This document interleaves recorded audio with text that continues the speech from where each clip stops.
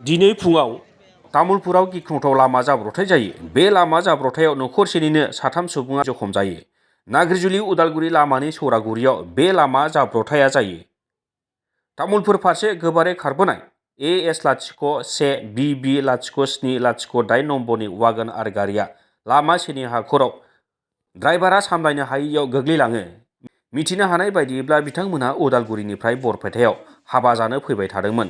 जखम जानायफोरा जाबाय निखिल रन्जन उजा, बिथांनि बिसि जनाली उजा आरो फिसाज्ला ज्ञानदीप उजा।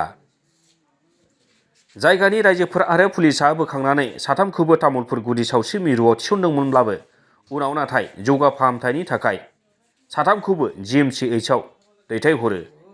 10:45 মান বজাত আৰু খুব জোৰেৰে ওদালগুৰি চাইডৰ পৰা বৰপেটালৈ বিয়া খাব যাব আহিছিল গাড়ীখন।